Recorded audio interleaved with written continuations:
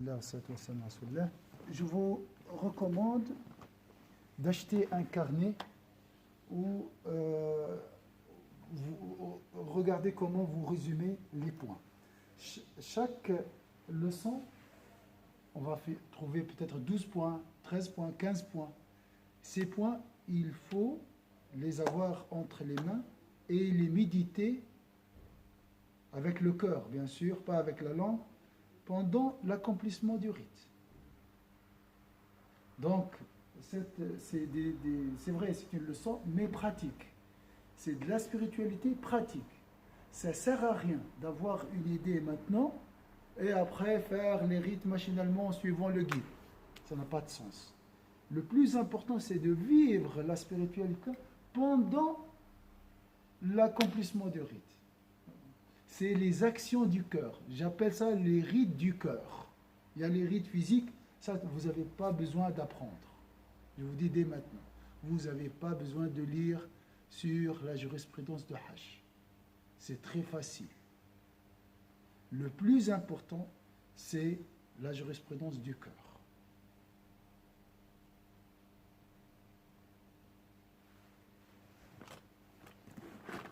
Alors, pour les mérites de Hajj qui m'ont... alors,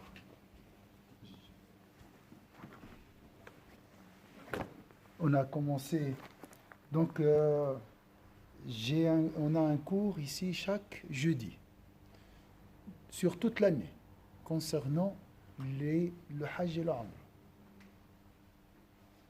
Il y a beaucoup des frères ne savent pas. Ce cours, c'est pour les pèlerins qui vont faire le Hajj, qui n'ont pas fait, et pour ceux qui ont fait aussi le Hajj.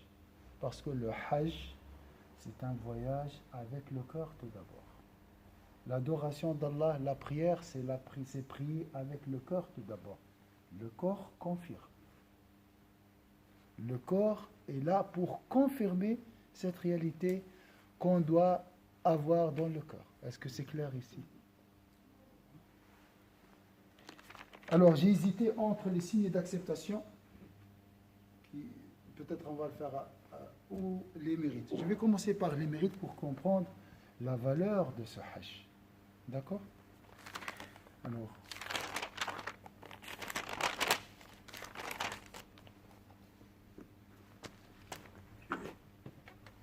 Inch'Allah. Est-ce que vous avez pris une photo de ça? Après, vous pouvez le mettre sur le groupe. Vous pouvez juste passer après une feuille avec vos noms, numéros de vos coordonnées. Donc, je rappelle aussi, le centre, Inch'Allah, organisera une Umrah au mois de décembre, Inch'Allah. Ouais.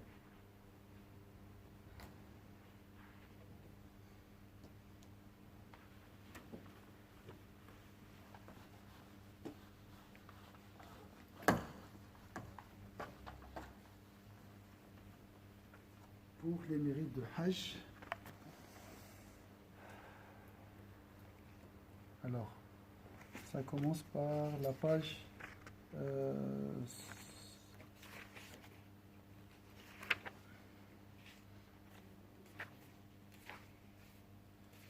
112, non, pas 112, 113, 114, 115. L'excellence du pèlerinage. فضائل أعوذ بالله من الشيطان الرجيم بسم الله الرحمن الرحيم في فضائل الحج وفضيلة البيت ومكة والمدينة في فضيلة الحج قال الله تعالى وأذن في الناس بالحج يأتوك رجالا وعلى كل ضامر يأتين من كل فج عميق. Allah, qu'il soit magnifié et exalté, a dit appelle parmi les hommes au pèlerinage, ils viendront, hommes ici avec grande tâche, ils viendront à toi à pied, sur toute monture et flanquée, et viendront de tout défilé profond. Alors, la première chose, toi, ma soeur, toi, mon frère, tu as reçu l'appel de Sayyidina Ibrahim. Moi, tu écris sur le premier point, moi, j'ai entendu l'appel de Sayyidina Ibrahim. Est-ce que après, vous voyez la valeur? Allah t'a choisi, a ouvert l'ouïe de ton cœur pour écouter l'appel des autres. Non, ils n'ont pas entendu. L'appel, il est là, mais le cœur n'était pas peut-être prêt cette année. Est-ce que c'est clair? C'est un privilège. Finnasi, donc vous êtes parmi ces hommes choisis pour accomplir ce cadeau d'Allah Azza wa Jal. Premier point. Deuxième. Donc Sayyidina Ibrahim, on va voir maintenant comment Sayyidina Ibrahim a appelé. Pour revenir, cet appel, la paix d'Allah sur lui. Alors cet appel est âgé de 4000 ans. Il a appelé réellement, réellement avec sa voix dans le désert.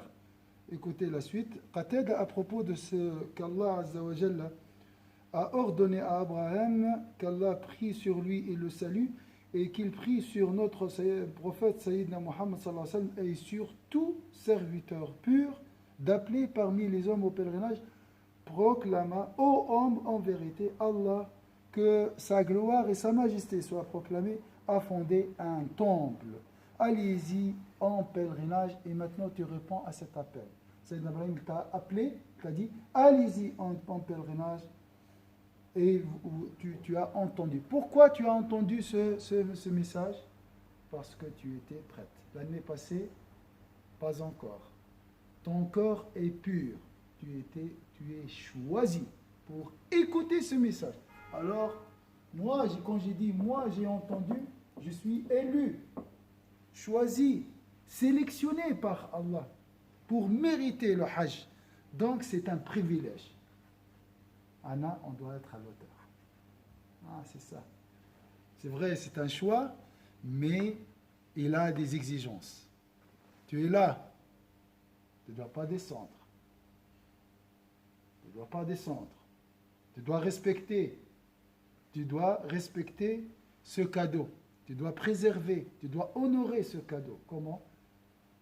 La maîtrise de la langue, tu fais attention, tu essaies d'être sincère, tu invoques Allah Azza wa Jalla constamment. Déjà, je vous conseille, toujours je répète, de prier sur le prophète sallallahu alayhi wa sallam. C'est le meilleur guide, pas seulement pour le Hajj, mais dans la vie. Vous serez guidé, Inch'Allah, là-bas, grâce à lui. Moi, j'ai entendu, donc je suis élu, je suis privilégié, je suis choisi. Je dois être à l'auteur. Je dois patienter. Je dois persévérer. Je dois me retenir. Et je dois aussi bosser. Je dois travailler pendant le Hajj. Je ne suis pas là-bas pour dormir. Invocation, Umrah, Dhikr, Tawaf, Bismillah. Hein, d'accord? C'est un cadeau. Je vais vous dire après, 12 jours, c'est 12 jours, zéro parole en dehors de l'invocation d'Allah Azza wa Jal. Si tu veux 12 jours, non, mais 19 jours. Il y a des gens qui vont faire 19. 19 jours d'invocation. C'est une retraite spirituelle. Là, c'est off. Il n'y a pas de discussion, il n'y a pas de... Tu es connecté avec Allah Azza wa Jal. Pour vraiment respecter les exigences ou bien ce privilège. Pour considérer ce privilège. Pour vraiment valoriser ce cadeau d'Allah Azza wa Jal. Wallah, c'est un grand cadeau. Vous ne pouvez pas l'imaginer. C'est parmi les meilleurs bienfaits d'Allah Azza wa Jal. Alors, tu as entendu cet appel, et cet appel t'a tiré vers la Kaaba et vers la Médine, vers Médine. ليشهدوا منافع لهم قيل التجارة في الموسم والأجر في الآخرة. ولما سمع بعض السلف هذا قال غفر لهم ورب الكعبة. Plusieurs hadiths nous confirment que vous serez pardonnés. Donc, deuxième point, lorsque tu es fatigué, démotivé, tu dis, mes péchés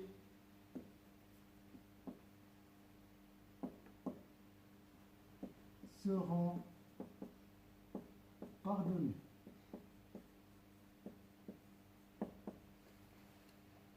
Ça, vous savez, je sais, vous connaissez cette information. Mais si vous n'utilisez pas cette information là-bas, lorsque vous êtes fatigué dans le bus ou à l'aéroport, ça sert à quoi? Cette information va ouvrir, Inch'Allah, et ces informations vont ouvrir votre corps pour recevoir la lumière de la Kaaba, la lumière de Médine, les lumières des rites et des endroits, des lieux saints là-bas. D'accord? C'est un voyage, comme j'ai dit, avec le cœur. C'est grâce à cette pureté du cœur que vous allez, Inch'Allah, comprendre et changer beaucoup de choses. Et changer votre vie, ça c'est le plus important. D'accord? Donc préparez-vous aussi, considérez le Hajj, valorisez ce Hajj. Tous vos péchés, Inch'Allah, seront effacés. Je ne vais pas mettre tous les hadiths parce qu'il y a plusieurs hadiths qui confirment, Inch'Allah, cette récompense. Alors, allez-y, afin qu'ils attestent les bienfaits qu'ils ont reçus.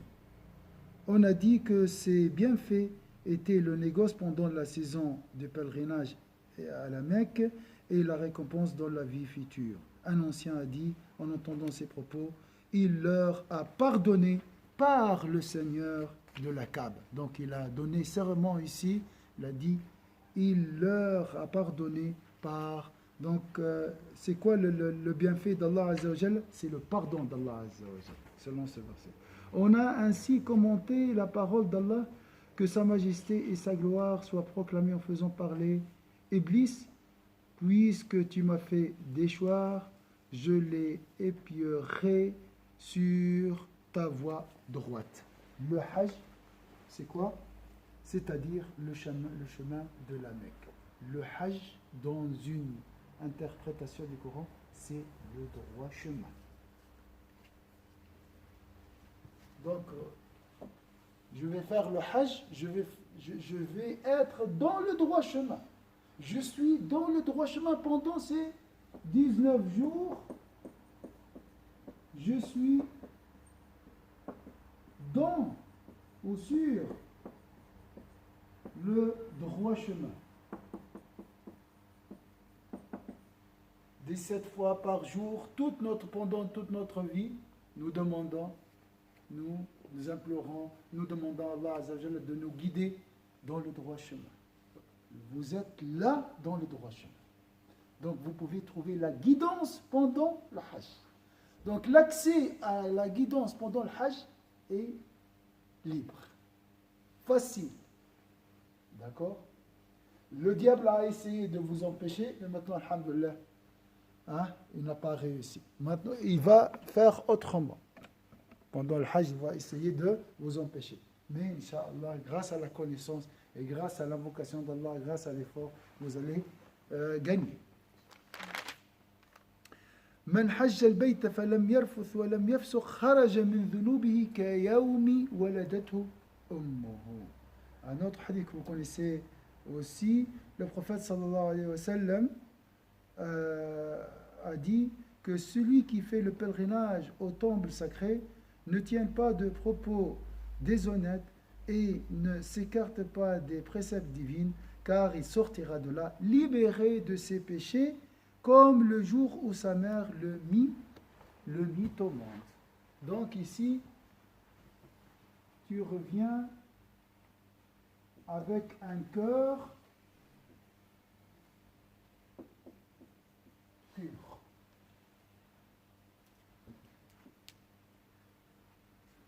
Avec un cœur d'un bébé, d'un nouveau-né.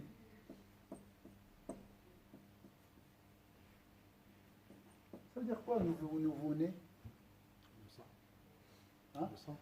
Il n'y a pas de péché. Saint, pur, nature originelle. Une page vierge. Innocence, nature.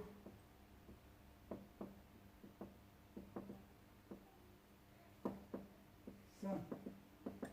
Vous voyez, c'est juste pour préciser ce point qui est détaillé, ce point concernant le pardon des péchés.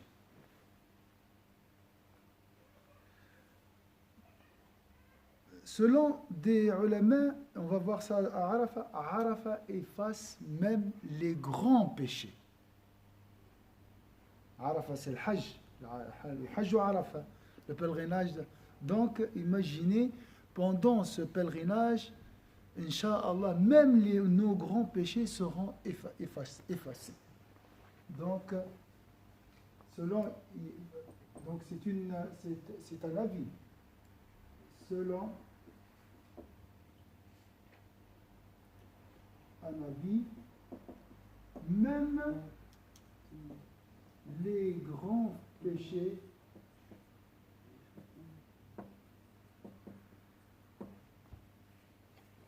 seront pardonnés.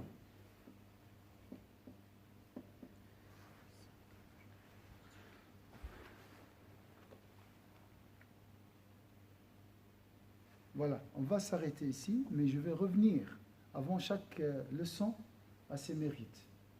Parce que ça, c'est très important, les hadiths du prophète sallallahu alayhi wa sallam concernant les mérites de Hajj. 2-3 points, donc gardez ça dans un carnet. Moi, je vais vous montrer le carnet que je vous propose.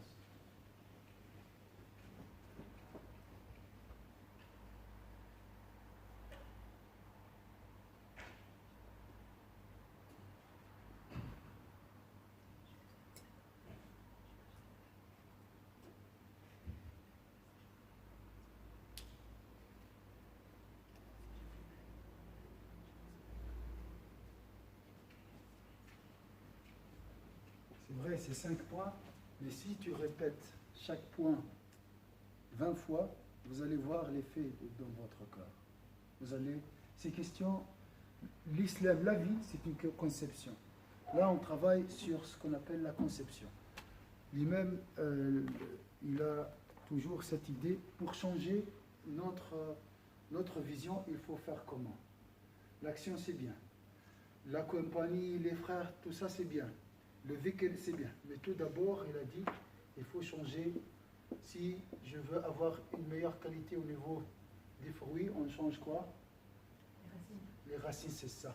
C'est la conception. Bon, nous avons un hajj, c'est quoi? Sans ces points, bien sûr, si cette conception reste théorique, l'effet est très infime. Mais si j'essaie d'intégrer ça dans mon cœur par la répétition, bien sûr, vous allez voir les fruits après, pendant le Hajj. Mais tout d'abord, je reviens sur... Imaginez sans cette conception, le Hajj c'est quoi? C'est une obligation, point barre. Voilà. Il me reste un pilier, voilà, coché, c'est fait, et on passe à autre chose. Ça n'a pas de sens. 19 jours de souffrance alors, dans ce cas-là. Croyez-moi. Ce n'est pas la Kaaba qui va vous donner la foi, hein. C'est votre conception, votre vision à la Kaaba. Comment vous voyez? Il y a des gens qui, subhanallah, j'ai entendu, il y a des gens qui n'ont pas vu la Kaaba. Ils étaient voilés, leur col était voilé par... On leur dit, regarde la Kaaba, il dit, je vois rien. Pourquoi? C'est le péché. Parce que la conception n'était pas prête. C'est pas c'est des gens des criminels. Non, pour vous dire, c'est la conception qui est importante. D'accord? Alors, si... Là, est-ce que vous avez aimé plus le Hajj maintenant, après ces quelques points?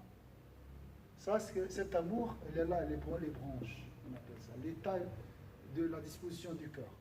L'action, c'est le fruit. Si tu as changé cette conscience, si tu as compris la valeur de Hajj, tu vas l'aimer, et là, au Hajj, même si quelqu'un vient t'insulter, tu vas te retenir facilement. C'est très important. Ça, c'est pas seulement pour le Hajj. Dans la vie, c'est comme ça. Le mariage, la même chose. Le travail, la même chose. La valeur de la chose. Est-ce que c'est clair? Si je dis, c'est très important la marche, je lis sur la marche. Là, je serai motivé à faire la marche, et là, je peux faire 20 km, 50 km. Selon ma conception, selon ma motivation. Donc, la motivation dépend de la conception. Hajj et par héritage, tout ça. Au début, ouais, les gens sont motivés. Une fois après. Est-ce que c'est clair ici? Donc c'est une méthode ou bien une pédagogie spirituelle très très importante ici. On n'est pas là dans le prêche. À condition, si vous essayez de... moi je vous propose cette méthode, j'ai utilisé très très efficace. Incarné comme ça, vous voyez les points? Et ça c'est pour toute adoration, pas seulement pour le Hajj. Donc moi c'est en arabe, c'est marqué. Ici je parle de Hajj. J'ai pris un carnet comme ça. Donc ici tous les points. Et pendant le tawaf, je regarde comme ça. Je marche à la Mecque, je regarde. Au lieu de discuter, de perdre du temps. Dans le restaurant, je regarde. J'enracine. Je travaille le tronc. Après, directement, j'oublie. Si j'ai un problème avec un pèlerin, j'oublie. Si je suis démotivé, je mets le réveil, au lieu de le mettre à 3 heures, je le mets à 2 heures. Ça, c'est l'objectif. D'accord? Parce que là, c'est sacré, ça. Vous voyez, je ne veux pas... Là, par exemple, c'est comme si c'est Ibrahim, il est là. C'est lui qui m'a invité. Subhanallah. Voilà quelques points. Et on va travailler. Donc, vous voyez le carnet, vous pouvez le trouver.